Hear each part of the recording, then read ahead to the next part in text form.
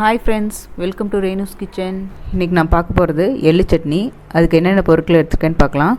50 gram எள்ளு எடுத்திருக்கேன், 1 cup வெங்காயம், 1 தக்காளி, ஒரு 5 வரமிளகா, 1 ஸ்பூன் சீரகம், 1 ஸ்பூன் உளுந்தம்பருப்பு, 1 ஸ்பூன் கொத்தமல்லி, 1 ஸ்பூன் கடலைப்பருப்பு, உப்பு தேவையான அளவு. இப்போது வடைச்சட்டி அடுப்பில் வச்சுருக்கேன். அது நல்லா சூடானோன்னே எள்ளு போட்டு கொஞ்சம் நேரம் வறுக்கலாம்.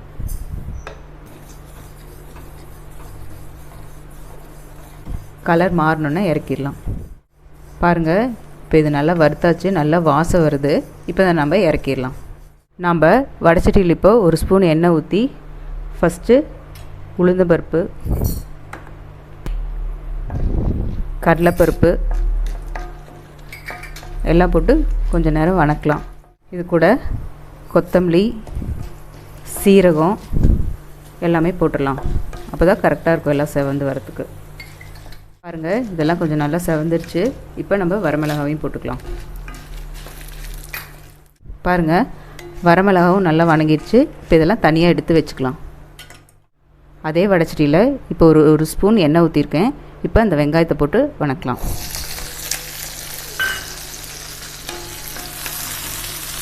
வெங்காயம் நல்லா வணங்கணும். இந்த வெங்காயம் நல்லா வணங்கிடுச்சு. இப்போ இது கூட தக்காளியை சேர்த்துக்கலாம்.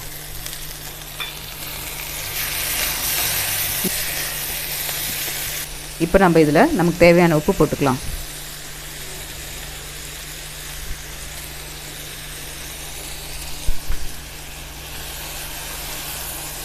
இது நல்லா வணங்கிடுச்சு. இப்போ நம்ம அடுப்பை ஆஃப் பண்ணிவிட்டு இறக்கிடலாம். இது எல்லாத்தையுமே நம்ம நல்லா ஆறுனதுக்கப்புறம் மிக்சியில் போட்டுக்கலாம்.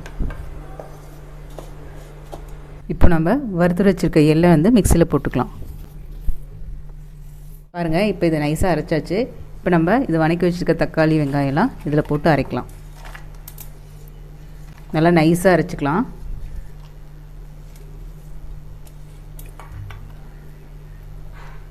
இது நல்லா நைஸாக அரைச்சாச்சு. இப்போ இதை தாளிக்கலாம். இப்போ கடுகு, கருவேப்பிலை போட்டு தாளிக்கலாம்.